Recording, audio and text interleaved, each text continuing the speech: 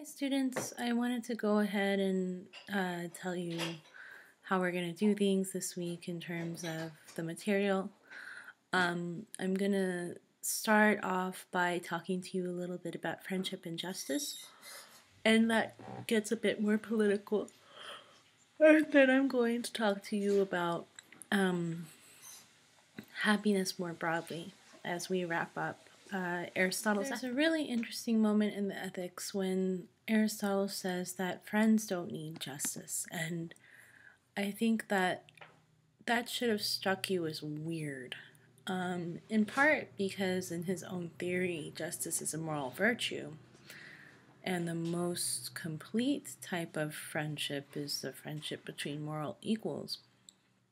But also, it should strike you as weird just because think about having friends. Don't you want to be just to your friend? Don't you want to be good to your friend? You would think that this would just follow. Okay? So there are a couple of reasons why I think it's the case that friendship kind of doesn't necessarily require justice, and it's not because justice isn't necessary in the sense of it's not good, it's because friendship in a way should transcend or encapsulate the things about justice that are good. So think about it this way. If you look at it from the perspective of what Aristotle calls complete justice, that seems to be some kind of obedience to the law, when the law touches on every virtue. Real friendship also concerns itself with every virtue. So you'd say here, the law doesn't add anything that's not already present in friendship. Distribution, if you're talking about distributive justice, real friends are alike in excellence and virtue, like in the truest sense of friends. And in that sense, they are not people who depart from virtue. Because of that, they don't give each other unmerited advantages. They're already fair. Okay, so again, justice isn't going to add anything there. Reciprocal justice, when you have a true friendship, it's also not really adding anything. It's more about equity.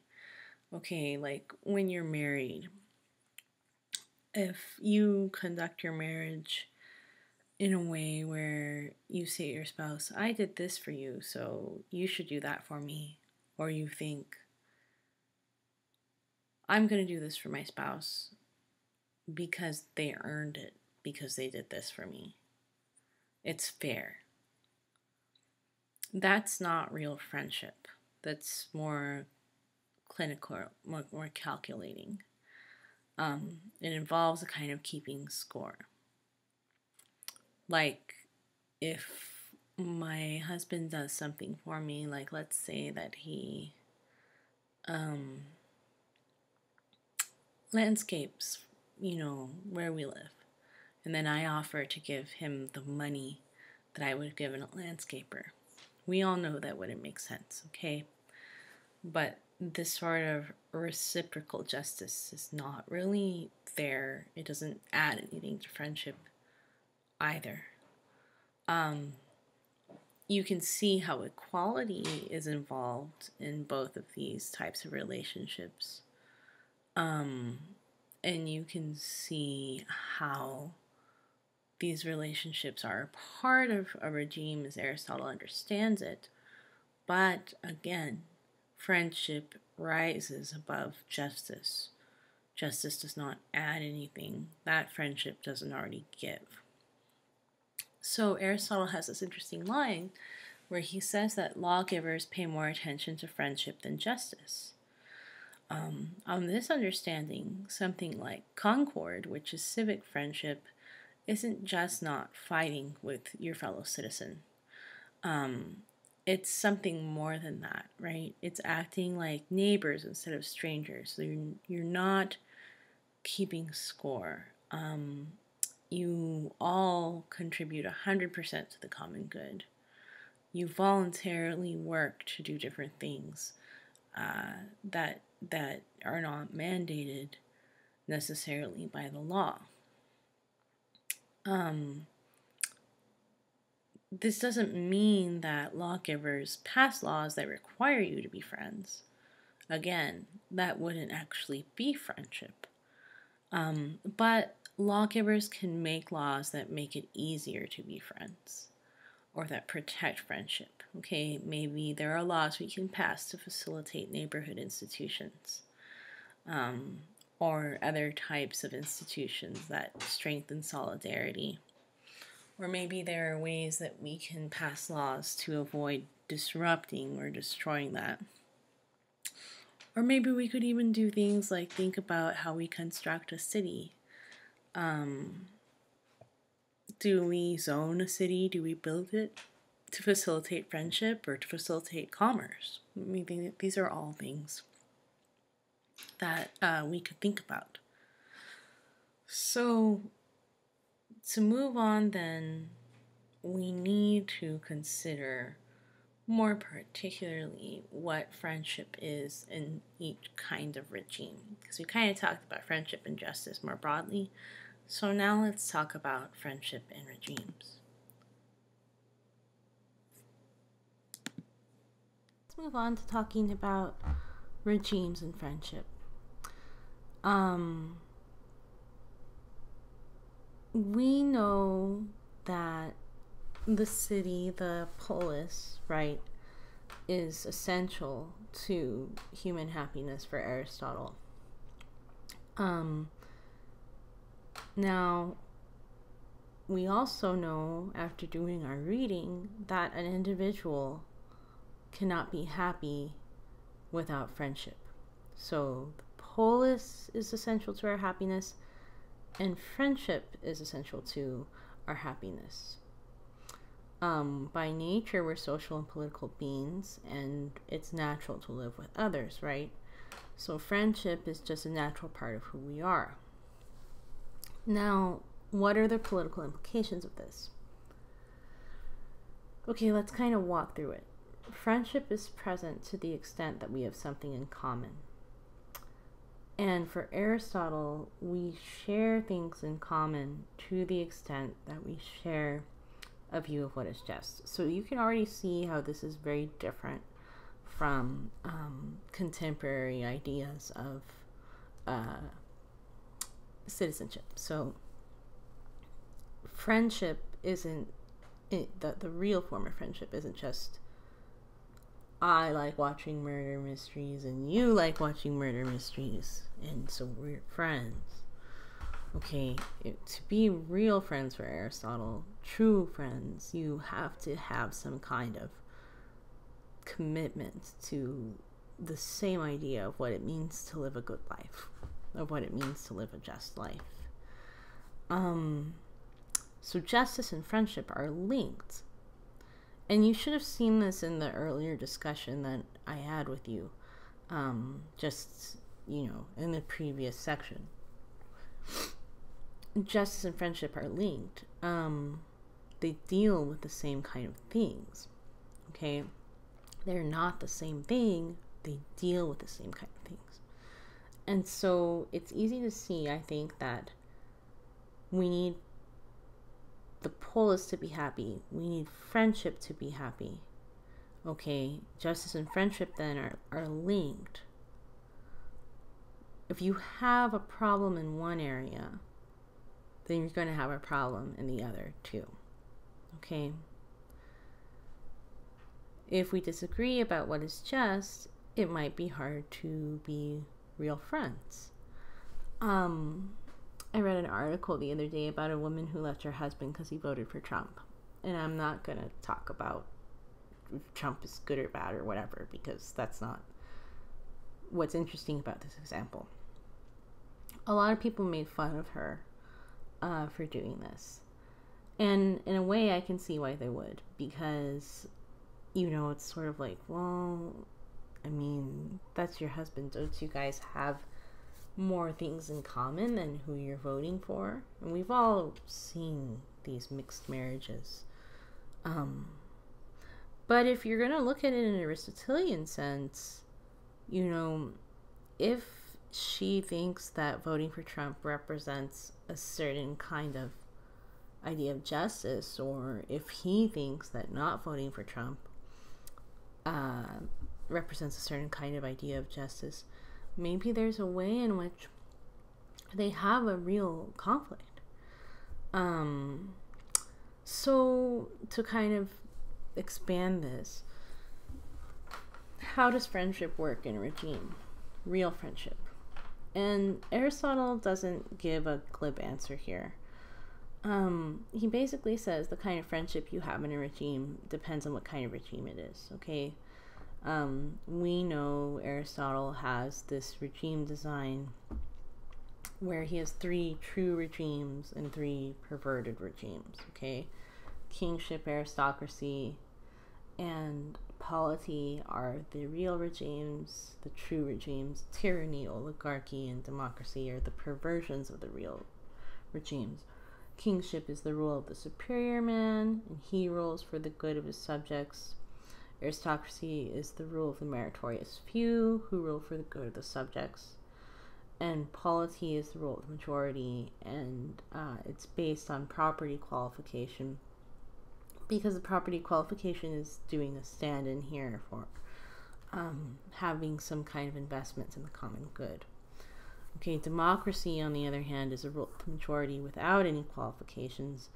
And the thought here is that without any kind of qualification, you don't have an investment in the common good. Oligarchy is the perversion of aristocracy. It's the few working for their own merit, and tyranny is the one working for, the few working for their own interest, and tyranny is the one working for their own interest. Okay, in each regime, think about what friendship is like. And then also think about the fact that what justice is like in each regime, or how it's deficient in each regime, if it's the perverted kind, is going to be similar to what friendship is like. The true regimes are going to be the ones in which real friendships are more likely to occur. In a bad regime, in a perverse regime, we might still have friendships. He's not saying that's impossible, but it's going to be more difficult, and it's definitely going to have less of a role in the political community. I don't know if any of you have ever seen the movie The Lives of Others. It's very good, but it's about the deterioration of friendships and relationships under the Stasi in East Germany. And it's a perfect example of this kind of thing. Okay. So to wrap all this section up, if friendship is good, and we need friends to be truly good, right, or complete in this life, then we want to live in a regime where that's possible. And if that's true, then the constitutions, and here he doesn't just mean a piece of paper, right? He means how the regime is constituted, how the polity is constituted. It's not a matter of moral indifference. Okay, different types of regimes will create different types of possibilities for friendship, which will have a direct impact on our happiness. And so that's kind of the upshot of all of this. So so book 10 is kind of going to wrap everything up, right? Because it's the end of the book. And the question becomes, what is the relationship between law, right, which governs the regime, which governs the polis and has some sort of impact on our happiness, and virtue, which also has an impact on our happiness.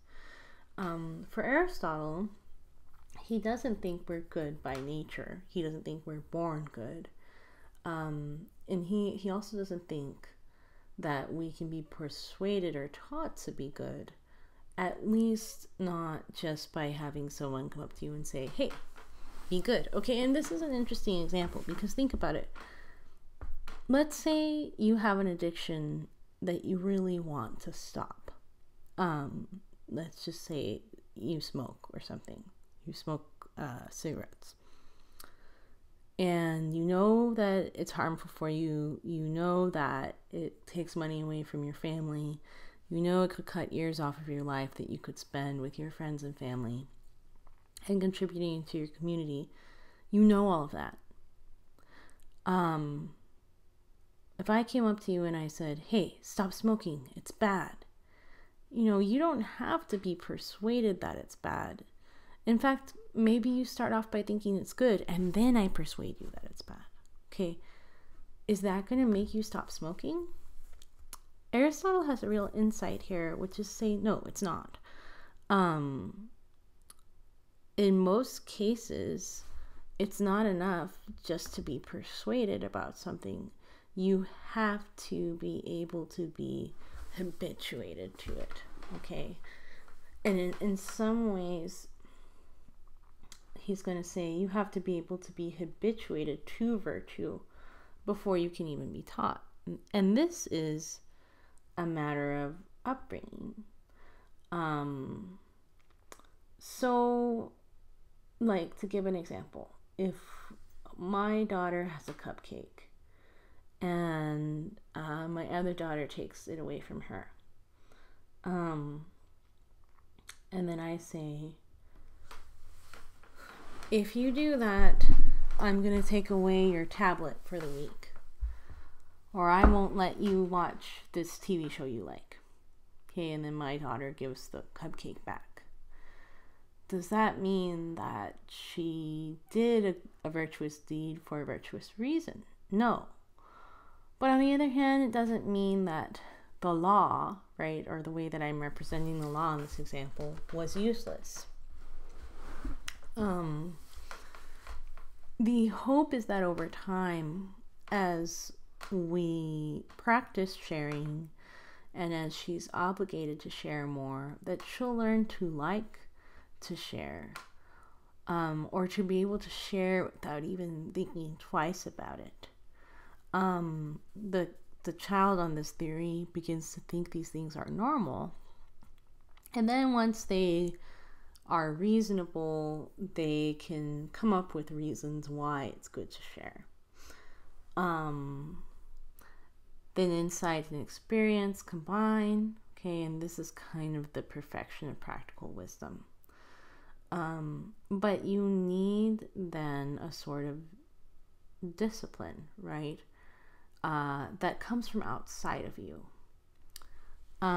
It would be much easier, for example, to go back to the smoking example, it would be much easier for a person who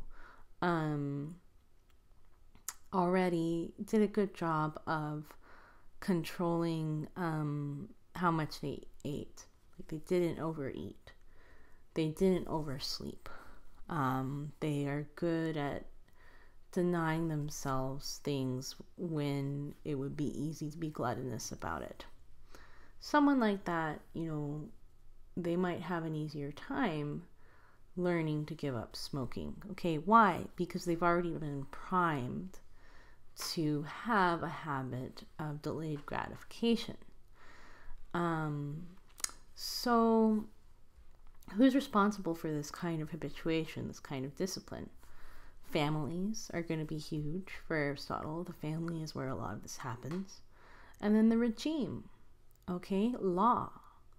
So if this is the case, we can only really be virtuous if we're brought up with the right laws. This is at least how it seems. And all laws in a way are based on a moral idea. You can think about murder, you can think about highway taxes even. What's the idea there?